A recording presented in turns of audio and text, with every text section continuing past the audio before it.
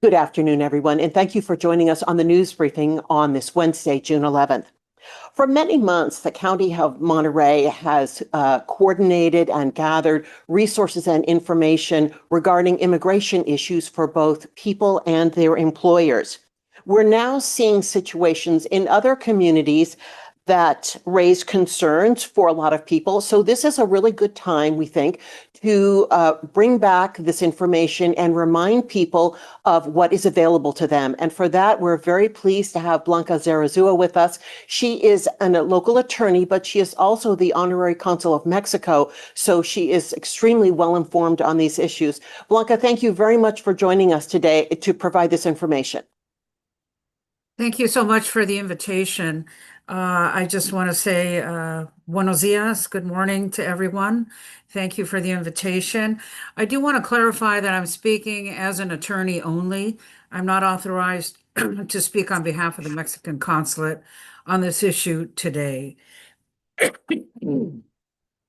Excuse me. I want to remind everyone that we need to really try to disseminate a feeling of calm. It's very difficult when such horrific and tragic events are happening throughout the country and next door. But it's really part of our leadership duty to have people try to be as calm as possible. In Spanish, I say, let's take that fear and turn it into concern, and the concern into strategy.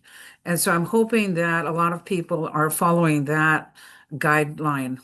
And again, I know it's difficult, but let's try to be calm because if we're calm, we're going to make better decisions about everything from opening the door or not, opening our mouth or not.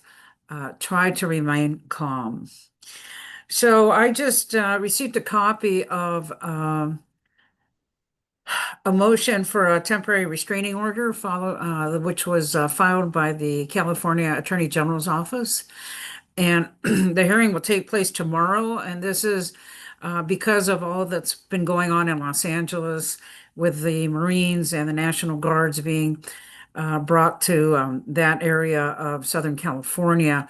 And we'll see how that goes. The hearing is tomorrow, and it'll be interesting to see what progress is made or not with respect to that motion.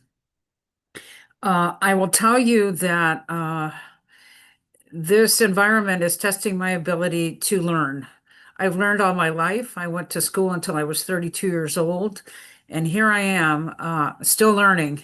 I had 2 webinars this morning because we are having to digest so many changes and new technical challenges every day.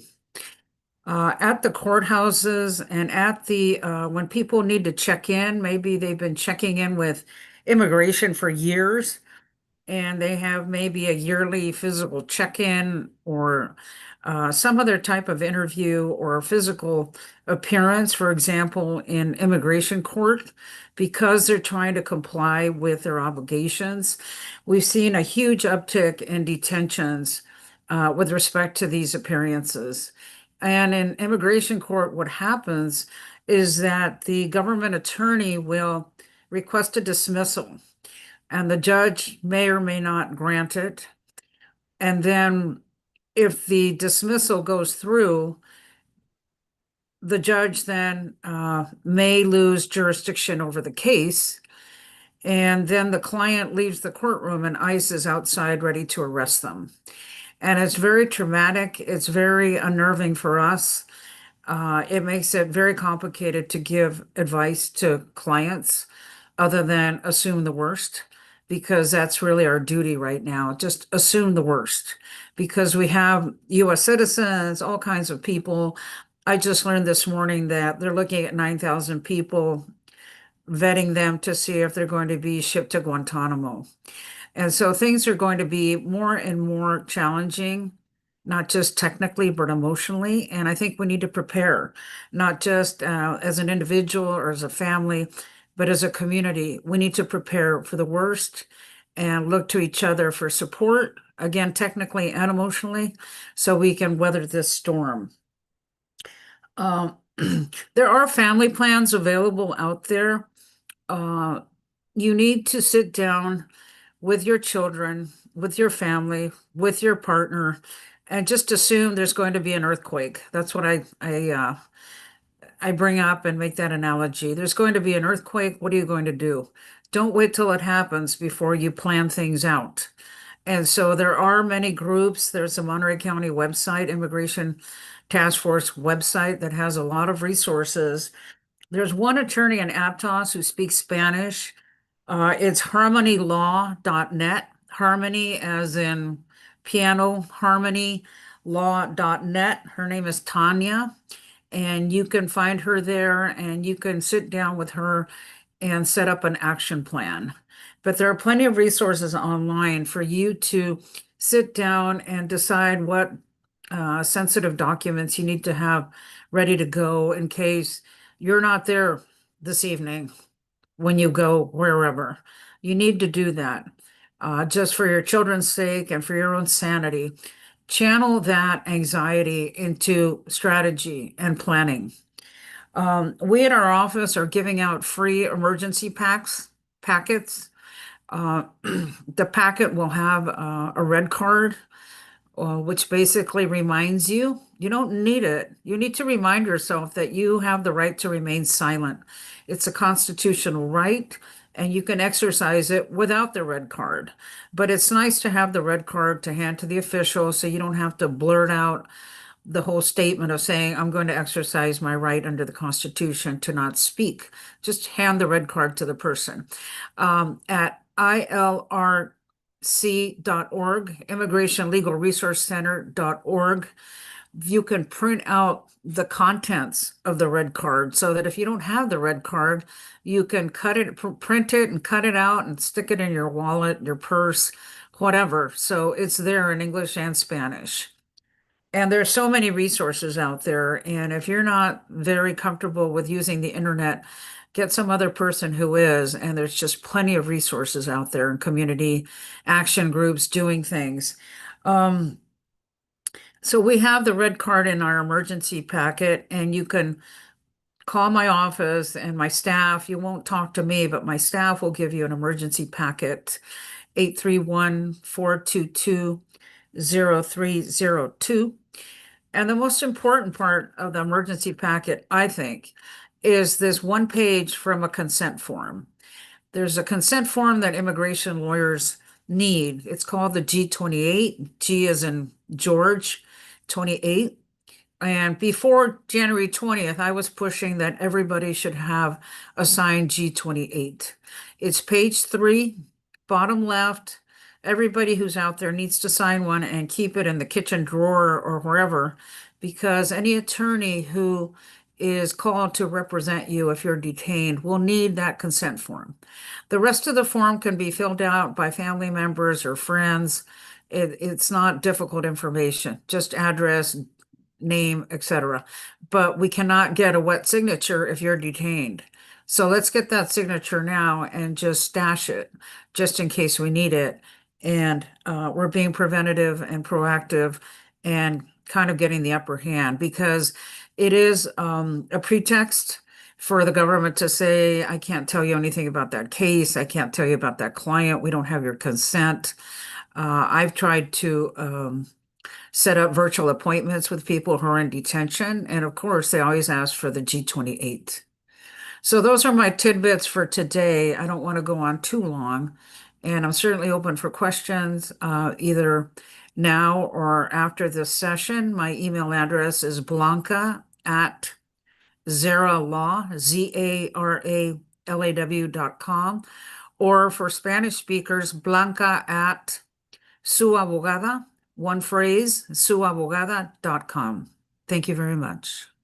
Blanca, first, thank you so much for walking fairly systematically through what people need. I'm wondering if I hate to have you repeat it, but for those who might absorb information better in Spanish or prefer that, I'm wondering if you can run down what your recommendations are for people to have on hand right now in Spanish.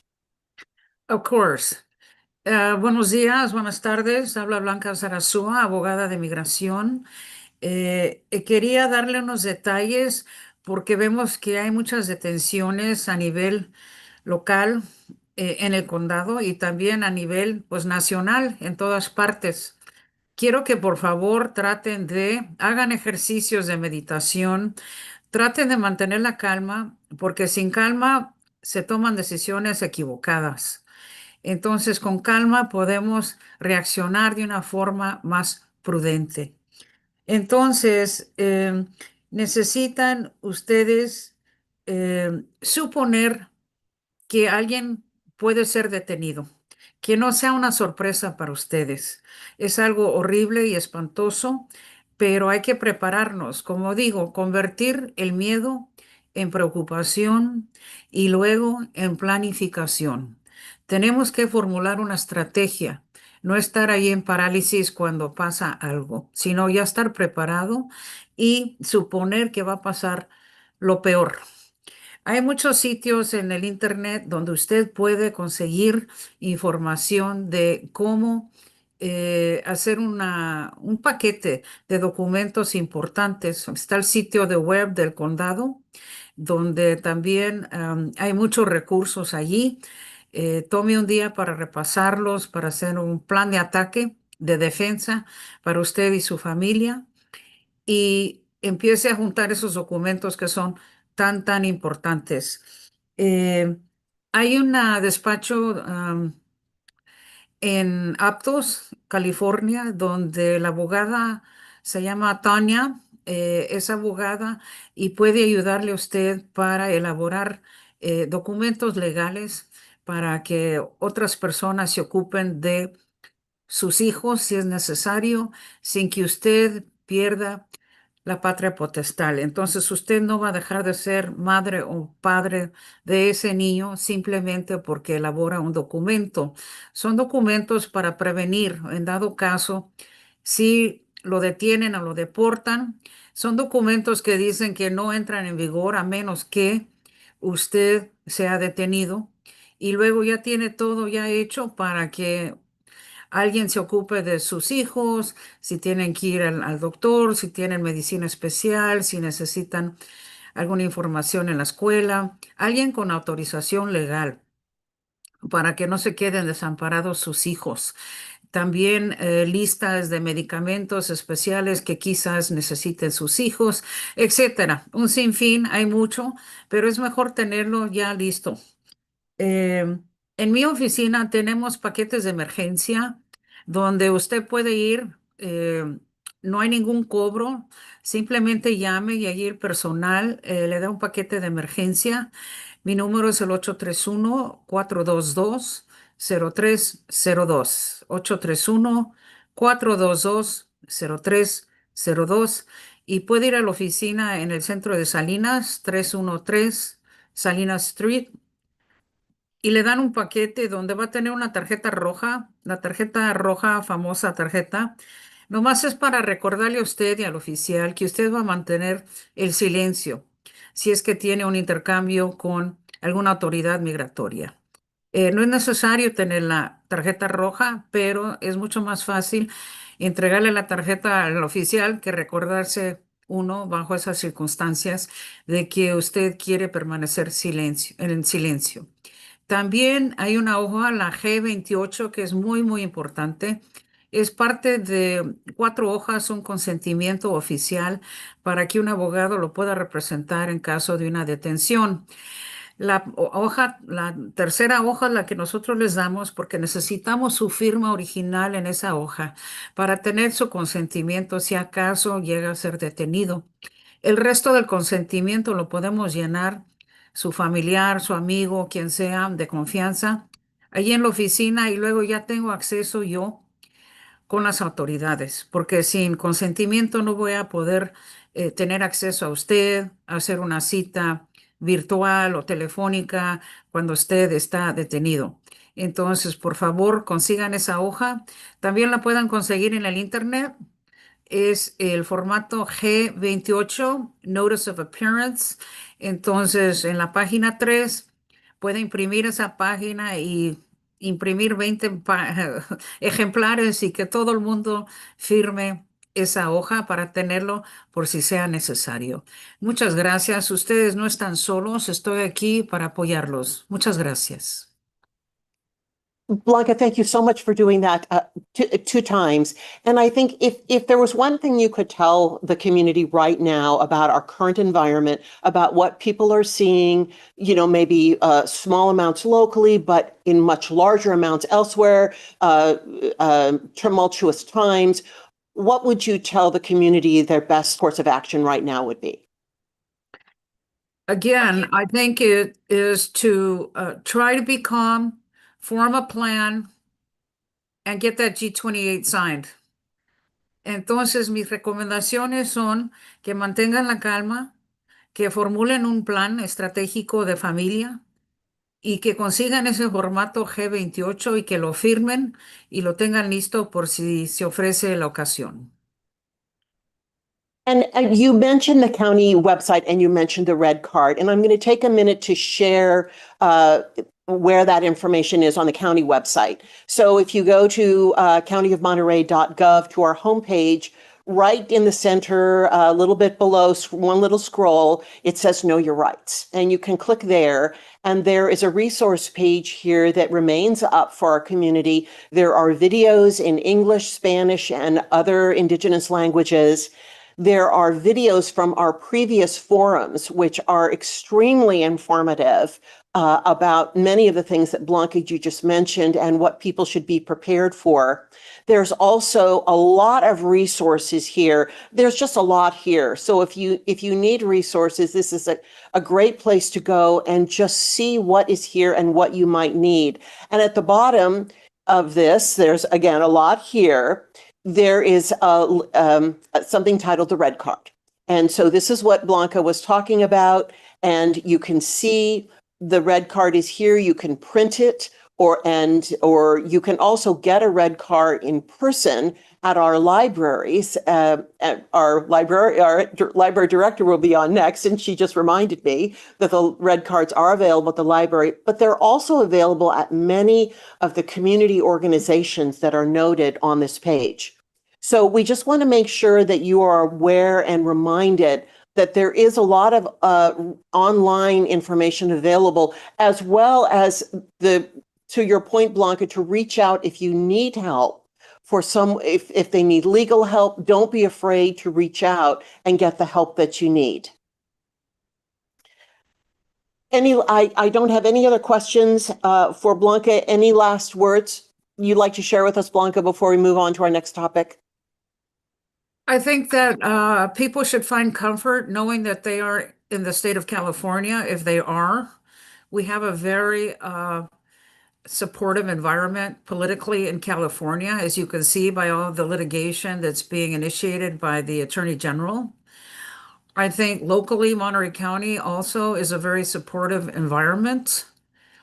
And we have many legal practitioners who are at the front lines, ready to go to help you. Entonces, quiero decirles que tienen que por lo menos saber que están en el mejor estado, yo creo, en Estados Unidos, para migrantes. Aquí tienen mucho apoyo, hay mucho litigio porque el gobernador y su equipo están peleando esta administración. También el condado ha sido un condado con mucho apoyo hacia el migrante.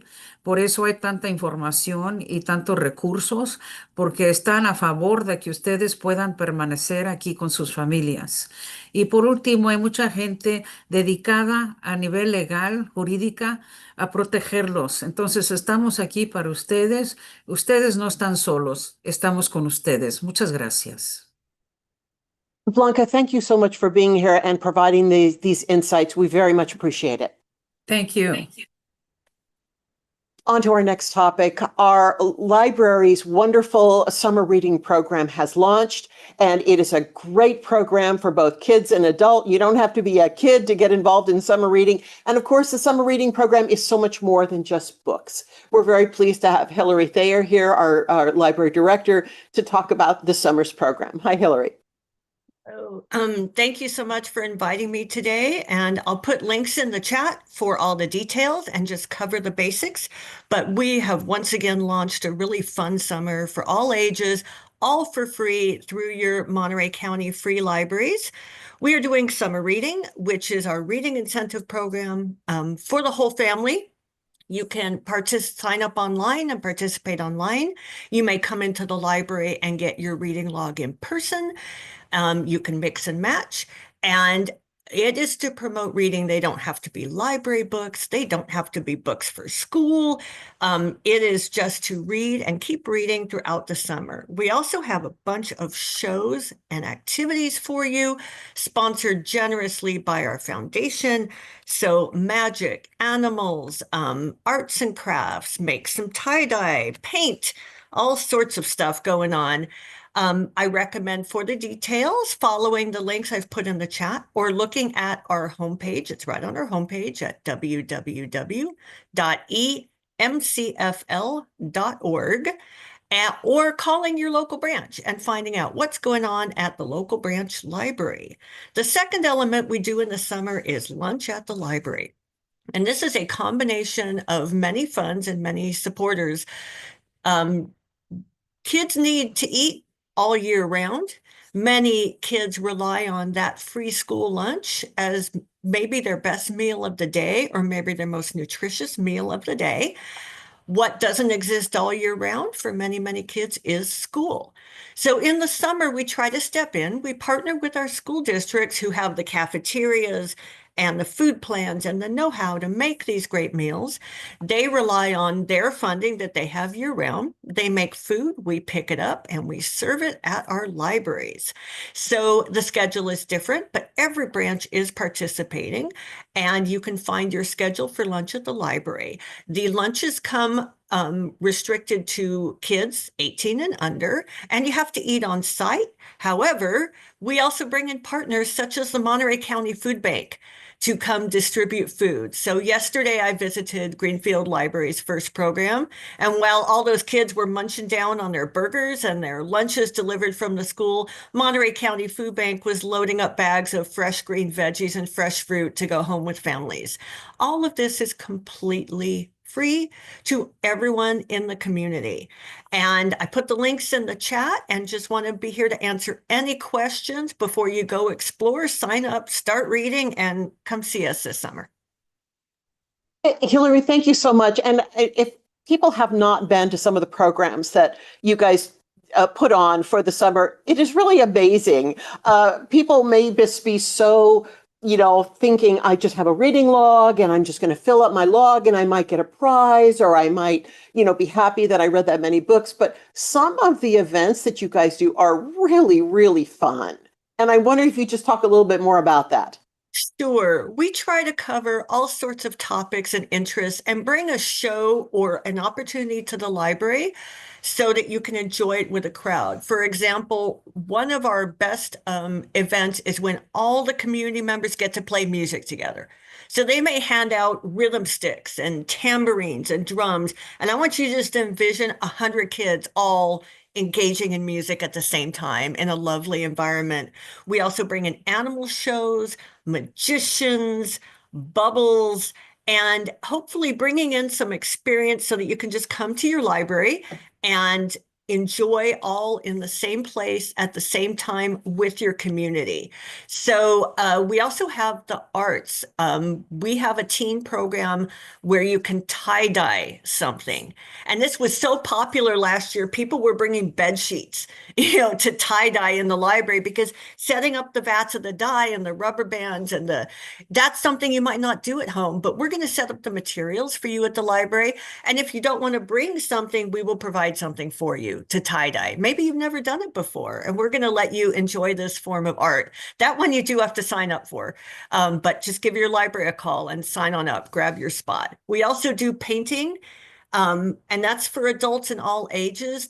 We give you the easel, the canvas, the paint, and the paintbrushes to really enjoy the art of painting in person. And we try to make it a all ages enjoyable summer. Hillary, thank you so much for running this down. This sounds like my kids' early birthday parties, but I don't have to clean up afterwards. Exactly. We get to do that part for you. Thanks very much for running it down. And we encourage everyone to go, if they haven't looked at the schedule or gotten their reading log, to use those links and get to it. Thanks for being here, Hillary. And last but not least, finally, MC Hopes is the Monterey County Suicide Prevention Coalition. And this week, there is a very special coalition meeting that everyone really should take advantage of because it's going to explain our local system of crisis response and how people can get help in a mental health crisis. We're very pleased to have Carly Memoli here. She is going to talk about this coalition meeting. Plus, there are other trainings that people can take advantage of. Hi, Carly. Thanks for being here. Hi there. Thank you. And should I share my slides or did you guys want to do that? Oh, you're welcome to share your slides. Okay. Just two shakes of the lamb's tail here. And Hillary, thanks for all that great information. Our family will be signing up for the summer reading program today. It's always kind of an anchor point for us during the summer to make sure that we have good things on deck. So libraries are amazing. Well, thank you so much for having me today for a few minutes. I'm coming back today to talk a little bit about some of our activities with the McHopes Coalition. If you're wondering, what is the McHopes Coalition? We are a group of individuals across the county. We have been working together and have been funded through Monterey County Behavioral Health to implement local suicide prevention activities and to bring the community together around this important issue that touches so many of our lives. We're a group of community members, helpers, service providers, and folks who have personal experience of mental health challenges or suicide. We meet, we learn together on specific topics, we support and coordinate local suicide prevention activities, and really do our best to involve everyone in the community. We use what's called a comprehensive approach to suicide prevention, which means we look at all the different strategies and programs that have been shown to be successful in preventing suicide, and we work on implementing those that we can locally. We also use a cultural model to look at how our different experiences and backgrounds shape our mental health crisis and our suicide prevention needs across the community. Part of this work is working to ensure that everyone in the community has access to information and resources. So first, I just want to let folks know that our coalition has materials available. We're happy to join events. We can provide presentations and trainings. And in this year, we've actually started consulting with local programs, businesses, local organizations who are working on their own practices. What can they do to support their employees or their clients' well-being? How can they support their clients' mental health? What should they do if someone they encounter is having thoughts of suicide or has a family member who's struggling? All the way up to how should they handle it if there's a loss related to suicide in the community? How do we take care of the people who are impacted? One of our current programs is also doing trainings throughout the community to help more people gain the skills to get help for themselves or for somebody else who might be struggling. This spring, so far, we've trained over 200 community members and are sharing information about our training program in the hopes that more people will take advantage of these free opportunities.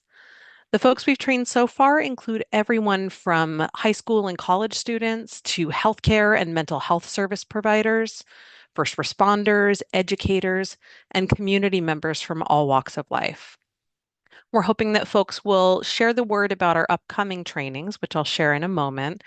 And I also want to let folks know that this program has been funded for another year through Monterey County Behavioral Health. So we will be releasing our schedule from July through the following June coming up shortly. So you'll probably see us again for that announcement. Very briefly, I wanted to let folks know about two signature trainings that we've started for all community members. These two trainings are sort of they're partner modules, and they take what we call a cultural approach to talk about mental health and talk about suicide prevention. Be Sensitive, Be Brave for Mental Health infuses culture and diversity through a foundational workshop on mental health.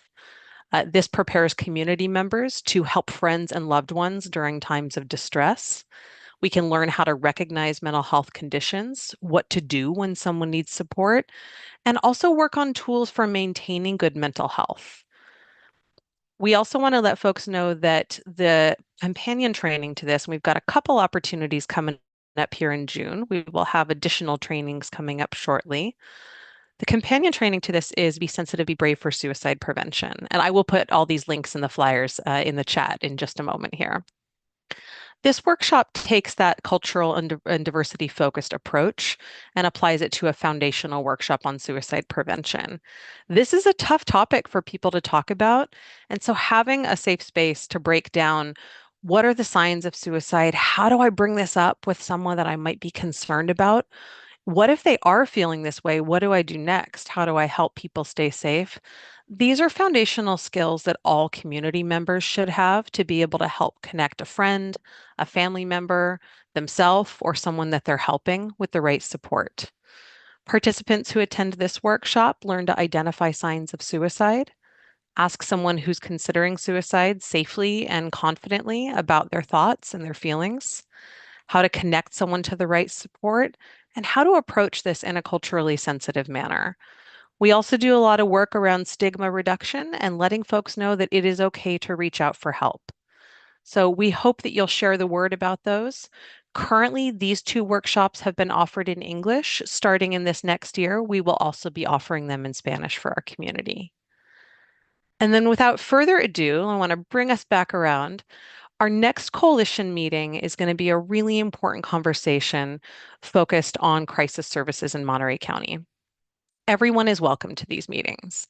Every meeting includes a presentation that's focused on a particular topic that's a priority for us, as well as opportunities for connection, for information sharing, and moving this collective work forward together. These meetings are open to everyone, and we have interpretation available in Spanish for all meetings. Our last session in April was focused on youth suicide prevention, and we took a particular look at local supports like the Epicenter and the Rainbow Connections programs that are working together to support youth in our LGBTQ+ communities. Sometimes we see that these youth are at disproportionate or higher than average risk for suicide due to things like discrimination or not having access to resources. The good news and what we learned together in that meeting is that there is a lot being done and a lot that can be done to create safe and supportive spaces for those youth. In our upcoming meeting, we're going to be talking about the crisis response continuum of care, which is really just a fancy way of saying what happens in Monterey County when someone is thinking about suicide or struggling to stay safe with their mental health. There have been some big changes to our local system over the last few years, and the community's needs around mental health crises are constantly changing. So in this meeting, we're going to have a presentation from Kelly Moulton, Behavioral Health Services Manager for the Community Crisis Team. And Kelly's going to give us a presentation to walk us through those local services, help us understand them, and learn what happens when someone needs help, and then what that looks like so that we can be involved and help connect people with the right help in the right time. We're going to really work to build a shared understanding of what processes and supports are in place, the shifting landscape and legislation around crisis services, and really how we can work together. In all of our meetings, we also dedicate time for participants and members to connect, to share information, ideas, needs, and resources. At this meeting, we're also going to be sharing some of our ideas and plans for July and beyond as we continue to work together to infuse culture and social identity into all of our work around suicide prevention. So I wanted to close with my contact information, and we encourage folks who might be busy with other things going on in the community right now. If you can't come to the meeting next week, if you can't make those next couple of trainings, please feel free to reach out and just drop us an email. We'll get you connected in, and you can join when the time is right for you. I'm going to go ahead and hit enter and share these with y'all in the chat. You'll see in a moment the flyers for our trainings that I shared, as well as some of the links to either sign up for a training or to sign up for our coalition meeting next week. I'm happy to take any questions that folks have, and thank you again for a few minutes to talk about this important topic. Carly, thank you so much for walking through this. There is a lot of information here that you just provided. One question that came up, you talked about people having difficulty talking about this issue in general. Oftentimes we think it's hard for people who may be experiencing the crisis to talk about what they're experiencing. But what you're saying is it may be difficult for people who see something, but they don't know how to talk about it. And is that the kind of thing that they're going to be able to get assistance with through some of these trainings? Great question. And I would say absolutely. It's what we often encounter is there's a wide range of people, whether it's a pastor or a community leader or just a neighbor who notice that someone might be struggling and they want to help, but they're not sure what to do. And sometimes that leads people to not take action because they're afraid they might say the wrong thing or they don't want to make it worse. Or they're just nervous to talk about the topic. So these trainings give people a little more experience, a little more confidence in talking about this, and give them some words they can use and some tools that work when trying to help somebody. Thank you. And thank you so much for sharing not only the slides, but the flyers. And we'll be sharing the flyers with our media partners afterwards. And we'll be also posting them on our socials. So people who are watching this on Facebook and YouTube will be able to see that as well. Carly, thank you so much for being here and sharing this very important information. Thank you very much. And thanks everyone for joining us on the news briefing this week. Our next briefing is next time, and we'll see you then.